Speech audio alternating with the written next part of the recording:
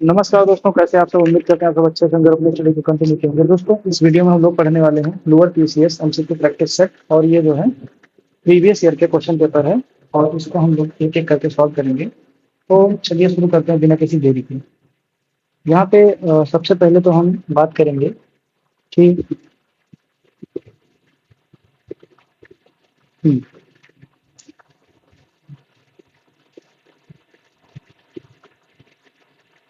हम्म,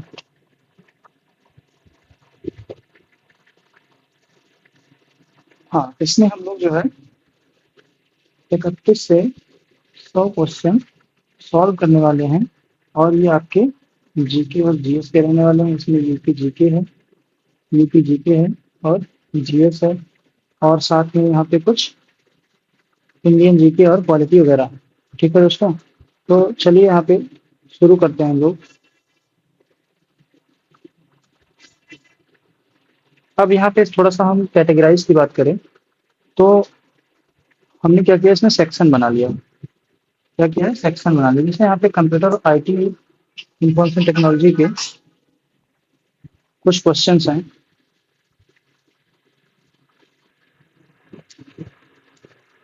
तो दोस्तों, यहाँ पे हम सेक्शन की बात कर रहे थे। तो जो हमारा ये कंप्यूटर और आईटी का सेक्शन है, ये 31 से 38 यानी कि टोटल इसमें 8 क्वेश्चन रहने वाले हैं। आपके 8 क्वेश्चन रहने किससे, कंप्यूटर और आईटी से।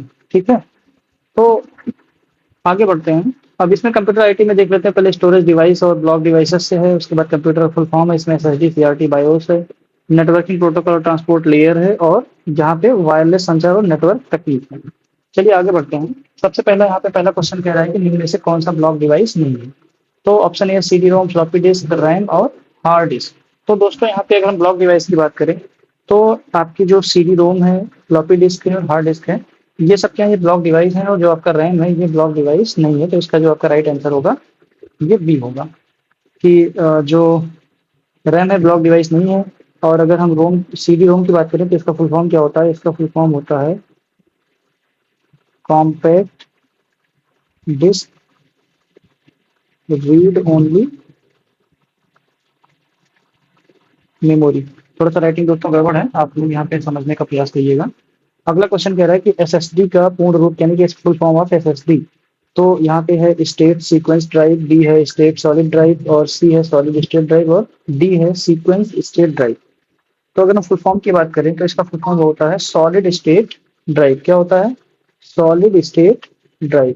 किसका, एसएसडी का जो फुल फॉर्म होता है ये होता है सॉलिड स्टेट ड्राइव। दोस्तों, इसमें जो डेटा का ट्रांसफर होता है वो आपका हार्ड डिस्क की अपेक्षा काफी तेज होता है, यानी कई गुना तेज होता है, और ये काफी मजबूत और टिकाऊ होती है। काफी दिनों तक चलती है ये। और ये जो है स्टोरेज की एक न्यू टेक्निक है। पहले हार्ड डिस्क थी, हार्ड डिस्क के बाद ये जो है एसएसडी आई हुई है। तो इसमें जो है ये एसएसडी होता है फ्लैश मेमोरी पर आधारित होता है। किस पे होता है, ये होता है फ्लैश मेमोरी पर आधारित होता है। फ्लैश मेमोरी पर आधारित होता है। अगला क्वेश्चन है, अगला क्वेश्चन कह रहा है कि इंटरनेट में प्रोसेस टू प्रोसेस संचार के लिए इनमें से कौन सा प्रोटोकॉल प्रयोग होता है।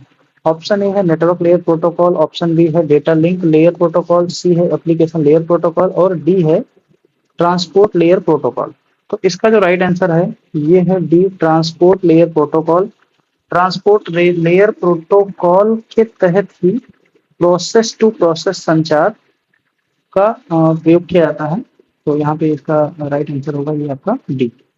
अगला है, निम्न में से क्या वायरलेस संचार की गुणवत्ता को प्रभावित नहीं करता। ऑप्शन है सिग्नल अटेन्युएशन, सिग्नल अटेन्युएशन, और उसके बाद है मल्टीपाथ फेडिंग, ऑब्जॉर्प्शन और कनेक्शन। तो यहाँ पे संकेत क्षीणन, बहुपद फेडिंग और अवशोषण और संयोजन। तो इसका राइट आंसर होगा संकेत क्षीणन। संकेत क्षीणन यहाँ पे कह रहा है कि वायरलेस संचार की गुणवत्ता को प्रभावित करने वाले जो कारक हैं उसमें ये जो है संकेत क्षीणन नहीं है। शेष जो है यानी कि मल्टीपल फेडिंग और एब्जॉर्प्शन ये और कनेक्शन, ये सब क्या करता है, वायरलेस संचार की गुणवत्ता को जो है डिस्टर्ब करता है, प्रभावित करता है, जबकि ये सिग्नल अटेन्युएशन नहीं करता है। अगला क्वेश्चन है यहाँ पे 35, निम्न में से कौन सी निम्न पावर लोकल एरिया वायरलेस संचार टेक, टेक्निक है, यानी कि low power local area wireless communication technology इनमें से कौन सा है? ऑप्शन ए है ब्लूटूथ, ऑप्शन बी है वाईमैक्स, सी है ईथरनेट और डी है सेलुलर नेटवर्क। सबसे पहले यहाँ पे बात कर रहा है वायरलेस। अब यहाँ पे पकड़ना है, ब्लूटूथ कनेक्ट होता है हमारा, इसमें वायर की जरूरत नहीं पड़ती है। वाईमैक्स जो होता है उसमें भी वायर की जरूरत नहीं पड़ती है। सेलुलर नेटवर्क जो होता है उसमें वायर की जरूरत नहीं पड़ती है, जबकि ईथरनेट में हमारे वायर की जरूरत पड़ती है। तो ये क्या है?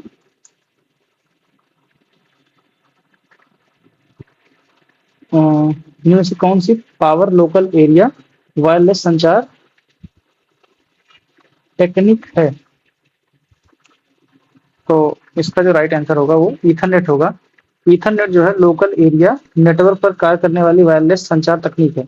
इसमें भी वायर लगता है, लेकिन क्या होता है कि ये जो है लोकल एरिया पे काम करता है। ईथरनेट देखा होगा आपने, जब घर में कंप्यूटर लगे होते हैं तो उसमें एक डेटा ट्रांसफर करने के लिए एक केबल लगी होती है, उसी को ईथरनेट बोलते हैं। तो ईथरनेट जो होता है ये लोकल एरिया नेटवर्क पर कार्य करने वाली वायरलेस संचार तकनीक है। और इसकी अभिकल्पना की बात करें तो 1973 में बॉब रॉबर्ट मेटकॉफ मेटकॉफ ने इसकी अभिकल्पना दी थी। नेक्स्ट है, वह उद्योग जो खनिजों का उपयोग कच्चे माल के तौर पर करते हैं कहलाते हैं। तो यहाँ पे सबसे पहले बात हो रही है किसकी? मिनरल्स की बात हो रही है कि यानी कि जो मिनरल्स का उपयोग करके, यानी कि मिनरल्स का उपयोग किसके रूप में करते हैं? रॉ मटेरियल के रूप में करते हैं। रॉ मटेरियल के रूप में करते हैं, उन्हें हम क्या कहते हैं? क्योंकि अब यहाँ पे सीधे बात कर रहे हैं कि मिनरल्स का उपयोग रॉ मटेरियल के रूप में किया जाता है, तो इन्हें हम बोलते हैं खनिज आधारित उद्योग। वहीं पे अगर कोई ऐसा उद्योग है जो फॉरेस्ट के जो प्रोडक्ट्स होते हैं उनको रॉ मटेरियल के यूज में करता है, तो उनको वन आधारित उद्योग बोलते हैं। और जो कृषि प्रोडक्ट का यूज रॉ मटेरियल के रूप में करता है उनको कृषि आधारित उद्योग कहते हैं। अब खनिज आधारित उद्योग वो होता है जो खनिज व धातुओं को कच्चे माल के रूप में प्रयोग करते हैं। और बेसिक उद्योग वो होते हैं जो अपने उत्पादन में कच्चे माल की आपूर्ति दूसरे उद्योगों से करते हैं। जैसे जो बेसिक उद्योग होते हैं वो क्या करते हैं? अपने जो रॉ मटेरियल होता है उसका उपयोग, यानी किसी उद्योग का जो फाइन प्रोडक्ट होता है उस फाइन प्रोडक्ट को ये जो बेसिक उद्योग वाले होते हैं, यानी कि बेसिक इंडस्ट्री वाले होते हैं, क्या करते हैं? ये रॉ मटेरियल के रूप में यूज करते हैं। ठीक है। और नेक्स्ट है सीआरटी का फुल फॉर्म क्या है? तो सीआरटी का फुल फॉर्म है cathode ray transmission. Option B में है, देखो यहाँ पे कंफ्यूज आप लोग हो जाएंगे। Cathode ray transmission, cathode ray tube और यहाँ पे सर्किट रे ट्रांसमिशन और सर्किट रे ट्यूब। तो इसका जो राइट आंसर होगा डी होगा, यानी कि कैथोड रे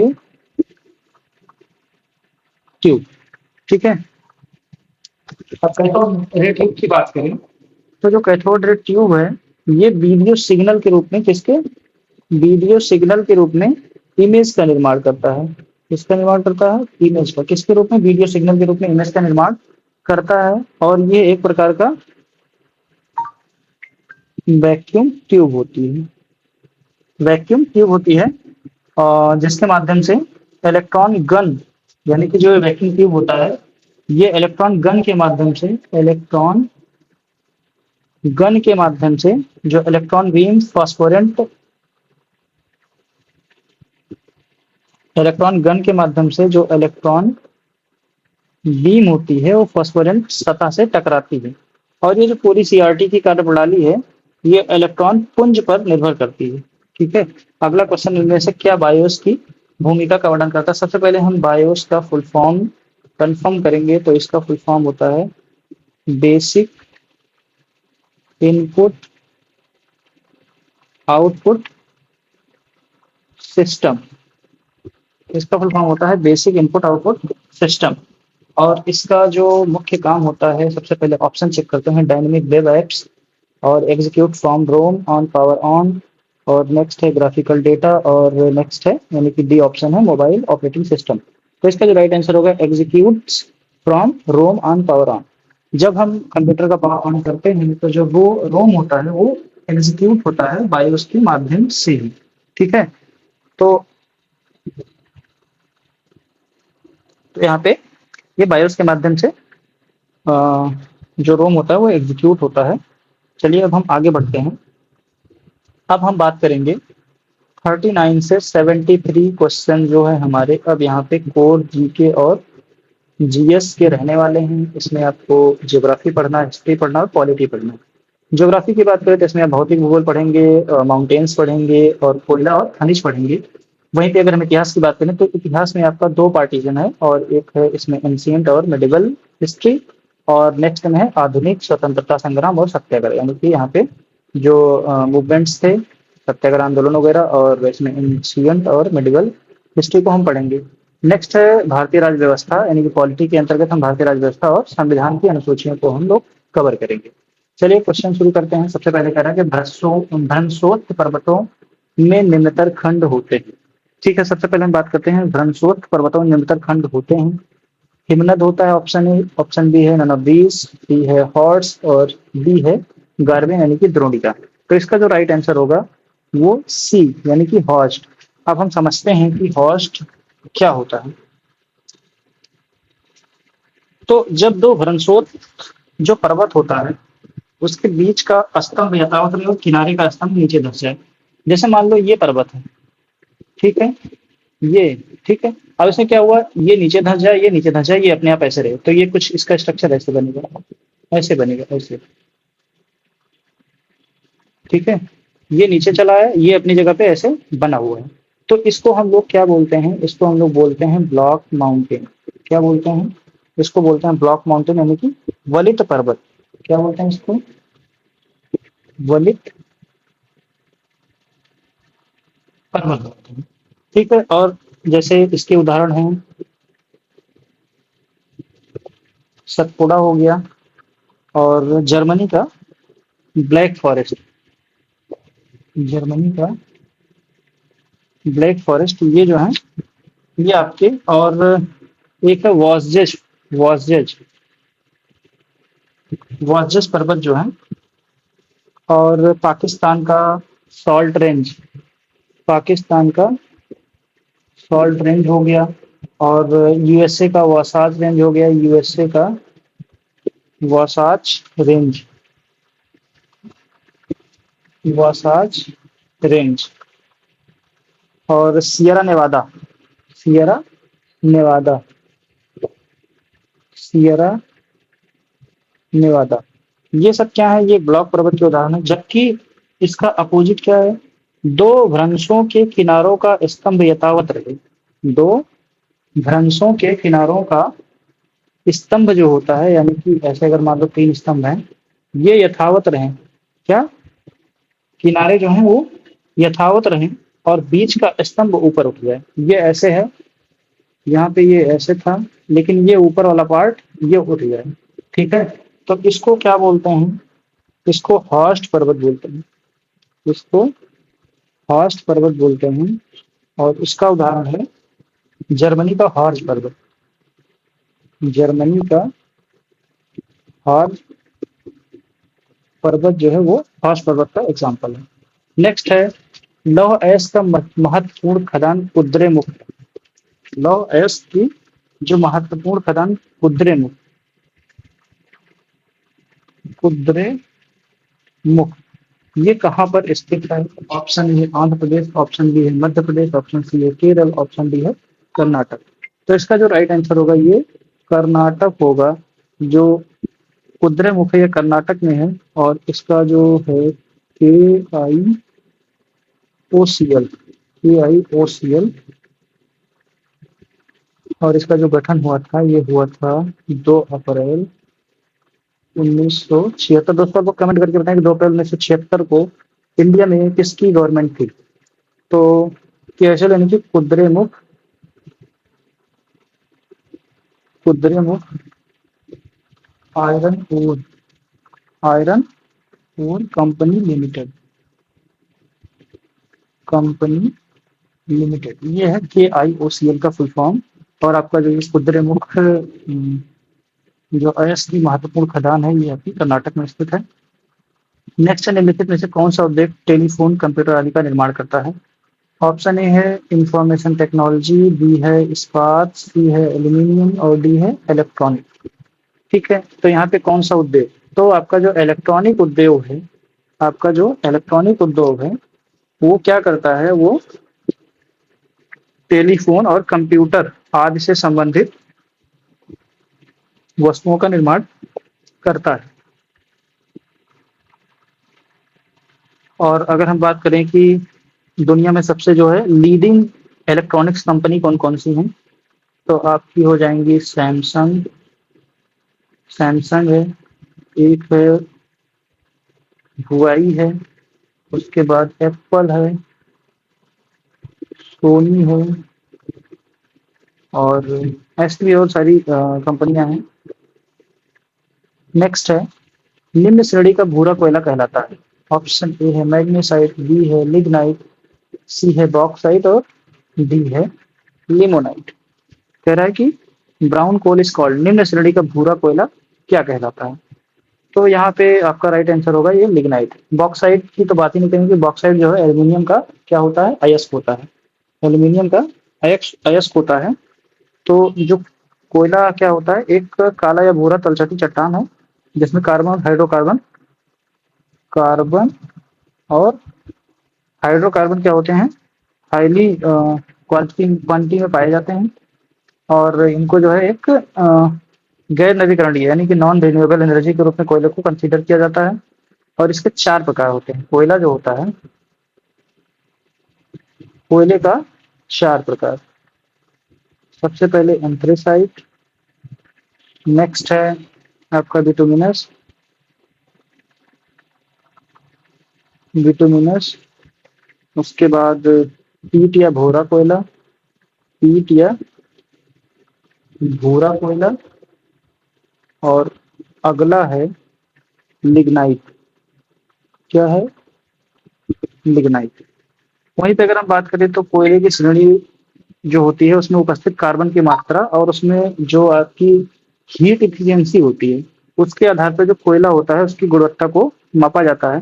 तो जो सबसे हाई क्वालिटी का जो कोयला होता है एंथ्रेसाइट होता है। इसमें अगर हम कार्बन की मात्रा की बात करें तो जो कार्बन होता है वो 86 से 97% के लगभग होता है। और इस किस्म के कोयले का जो यानी कि कैलोरीफिक वैल्यू होती है यानी उसमें मान होता है वो सर्वाधिक होता है। जो कैलोरीफिक वैल्यू होती है वो सर्वाधिक होती है। वहीं अगर हम बिटुमिनस कोयले की बात करें तो इसमें जो कार्बन की मात्रा होती है ये होती है 45 से 86% लगभग। कितना? 45 से 86%। और जो भूरा कोयला होता है उसमें होता है भूरे कोयले में 35 से 45% लगभग और वहीं लिग्नाइट में होता है 25 से 35%। तो इसका जो राइट आंसर होगा वो डी होगा यानी कि जो भूरा कोयला होता है वो लिग्नाइट होता है। ठीक है दोस्तों, अब आगे चलते हैं।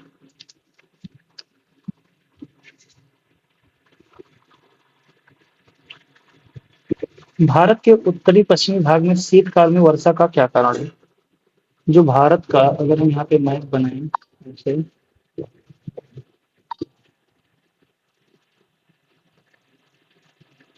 ये भारत का मैप हो गया। तो यहाँ पे कह रहा है कि भारत का जो उत्तरी पश्चिम यानी कि ये वाला इलाका है, यहाँ पे शीतकाल में वर्षा का मुख्य कारण क्या है? तो यहाँ पे है south west monsoon, western disturbance और साइक्लोनिक डिप्रेशन यानी कि चक्रवाती दबाव और है निवर्तनी मानसून यानी कि रिट्रेटिंग मानसून।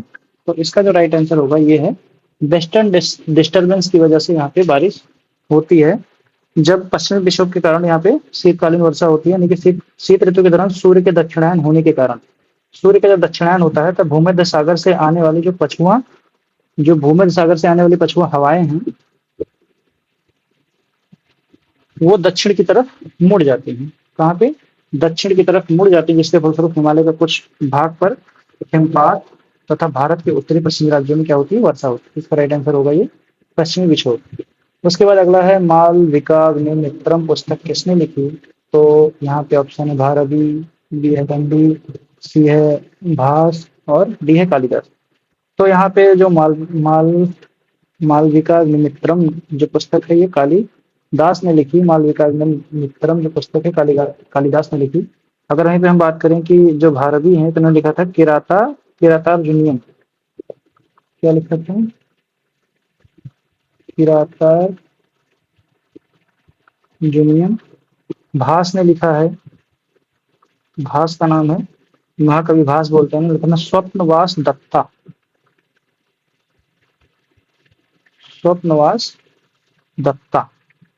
और अगर हम बात करें दंडी की तो दंडी ने लिखा था 10 कुमार चरितम।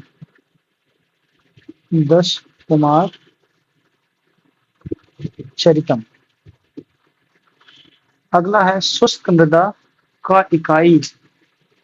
शुष्क मृदा का इकाई आयतन द्रव्यभार क्या कहलाता है? शुष्क मृदा का इकाई आयतन द्रव्यभार क्या कहलाता है? ऐसी शुष्क मृदा जिसमें क्या हो, ठोस तथा छिद्र दोनों शामिल हो। तो यहाँ पे क्या है, पार्टिकल डेंसिटी है, नन ऑफ दीज है, both particles of bulk density है और बल्क डेंसिटी। तो इसका जो राइट आंसर होगा उसकी होगा, यानी कि कण घनत्व और स्थूल घनत्व दोनों कहलाता है, यानी कि जो अणुभार होता है वो कहलाता है। शुष्क मृदा का इकाई आयतन अणुभार क्या कहलाता है? बोथ पार्टिकल और बल्क डेंसिटी, यानी कि कण घनत्व और स्थूल घनत्व दोनों कहलाता है। अगला है किन चट्टानों के स्तरों में खनिज निक्षेपित तथा संचित होते हैं? किन चट्टानों के स्तरों में खनिज निक्षेपित तथा संचित होते हैं? तो यहाँ पे है अवसादी चट्टान, कोई नहीं, कायांतरिक चट्टान और आग्नेय चट्टान। तो यहाँ पे देखो खनिज क्या होते हैं, संचित होते हैं। संचित मतलब इकट्ठा होते हैं। क्या होते हैं? इकट्ठा होते हैं। इकट्ठा हो रहे हैं मतलब कि वहां पे कुछ अवसाद टाइप का बना रहे हैं। तो इसका जो राइट आंसर होगा ये अवसादी चट्टान होगा। कि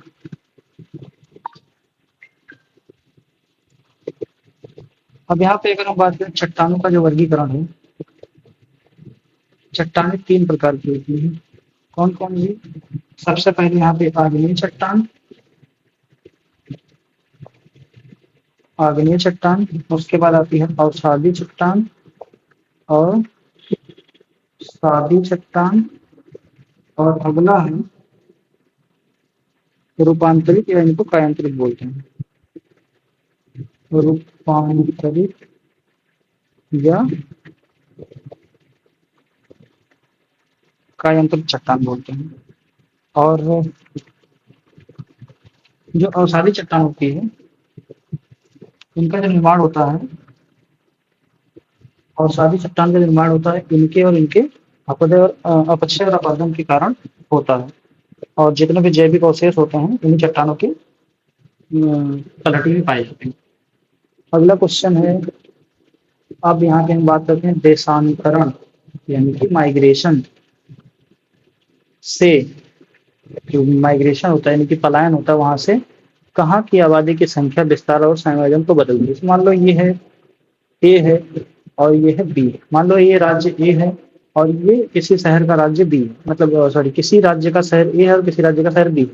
यहाँ से क्या हुआ, यहाँ से लोग पलायन कर गए कहाँ पे, ए से बी को गए। तो कह रहा है कि आबादी की संख्या विस्तार और संयोजन को बदल देता है। प्रथम यानी कि प्रस्थान डिपार्चर, यहाँ से ये डिपार्चर स्थान है और ये अराइवल है। ये है अराइवल और ये है डिपार्चर।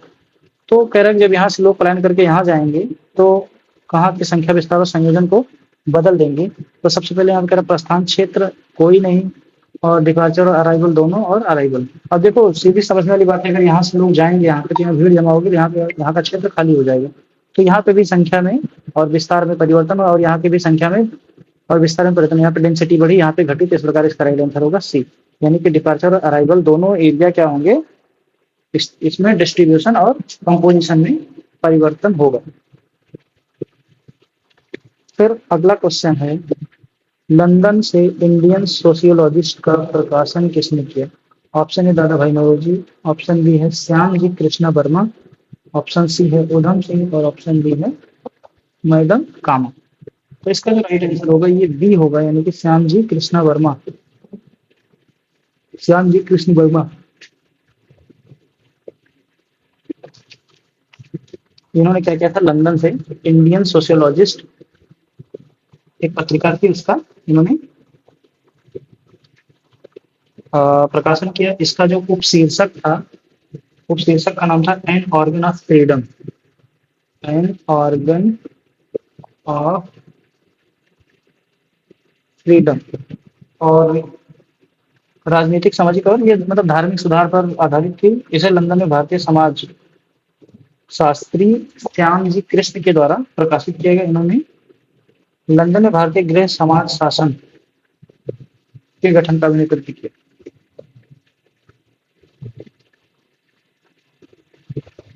अगला क्वेश्चन है, शेरशाह सूरी का वास्तविक नाम क्या है? मतलब वास्तविक नाम क्या था?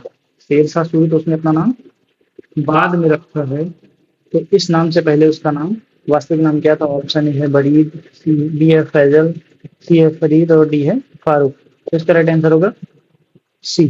शेरशाह सूरी का जो वास्तविक नाम है ये फरीद है। अगर शिक्षा की बात करें तो शेरशाह सूरी ने अपनी शिक्षा जो है वो जौनपुर से प्राप्त की है। कहाँ से? जौनपुर से। 26 जून को 26 जून 1539 को हुआ था चौसा का युद्ध, और ये हुमायूं और शेरशाह के बीच में लड़ा गया। चौसा का युद्ध जो है ये हुमायूं वर्सेस शेरशाह था, और इसमें जो है शेरशाह की विजय हुई थी। इसमें जो है शेरशाह विजयी हुआ था, और उसी टाइम पे इसने अपना नाम फरीद से इसने अपना नाम फरीद से शेरशाह करवाया, और इन्होंने अपने नाम का खुतबा पढ़ाया और सिक्के भी जारी किए। इसने इस नाम के सिक्के भी जारी किए।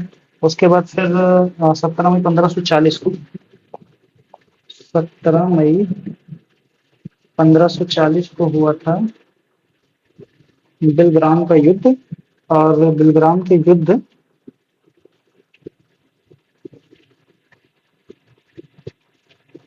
में जो है ये विजयी हुआ था, यानी कि वहां पे भी हुमायूं पराजित हुआ था।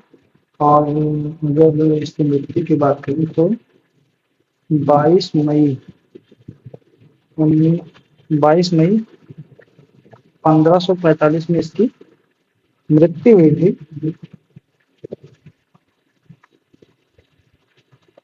इसका जो मकबरा है वो बिहार के एक जगह है, बिहार में सासाराम।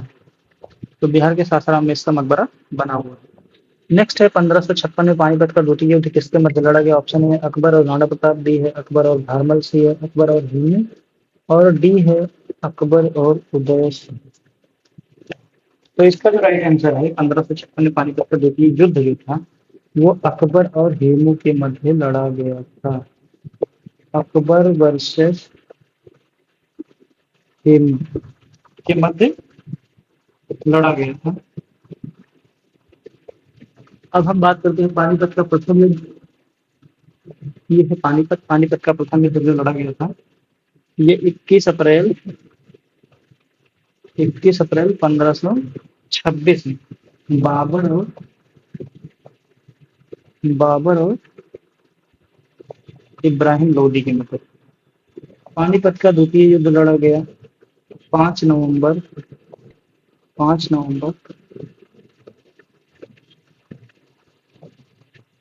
1556 में अकबर वर्सेस हिंद। दोस्तों को कमेंट करके बताइए कि ये तीनों युद्ध जो लड़ा गया था इसमें विजेता कौन कौन था। और तृतीय युद्ध लड़ा गया था 14 जनवरी 1761 में, और ये लड़ा गया था मराठा वर्सेस अहमद शाह अब्दाली। दोस्तों अब हम लोग आगे चलते हैं, और अब अगला क्वेश्चन है कि 1908 में मुजफ्फरपुर में न्यायाधीश किंग फोर्स की हत्या का प्रयास किसने किया? ऑप्शन है Prafulla Chaki and Khudiram Bose and Bhagat Singh and Sukhdev, Prafulla Chaki and Bhagat Singh. तो दोस्तों इसका जो राइट आंसर होगा प्रफुल्ल चाकी और खुदीराम बोस ने 1908 में, कब? 1908 में मुजफ्फरपुर में न्यायाधीश किंग फोर्स की हत्या करने का प्रयास किया और इन्होंने बम फेंका था। बम जो है गलती से कैनेडी की गाड़ी पर जाकर गिरा, जिससे जो है दो महिलाओं की मृत्यु हो गई। इन्होंने बम फेंका। बम कहाँ जाके गिरा? कैनेडी की गाड़ी पर। दो महिला की मृत्यु हो गई। दो महिला की मृत्यु हो गई और प्रफुल्ल चाकी ने आत्महत्या कर ली। जो प्रफुल्ल चाकी थे उन्होंने क्या किया? सुसाइड कर लिया। और खुदीराम बोस को जो है 11 अगस्त 1908 में सबसे कम उम्र में उनको जो है फांसी दे दी गई। तो दोस्तों बस आज का वीडियो यहीं खत्म करते हैं। वीडियो अगर आपको अच्छा लगा हो तो लाइक करिए, शेयर करिए और कमेंट करके ज़रूर बताइएगा, ताकि अगला जो है 50 क्वेश्चन यानी कि 52 नंबर से यहाँ पे ये 52 नंबर से 100 नंबर का क्वेश्चन जल्दी खत्म कर देंगे। और एक रिक्वेस्ट है, कमेंट करके जरूर बताइएगा आपको वीडियो कैसा लगा।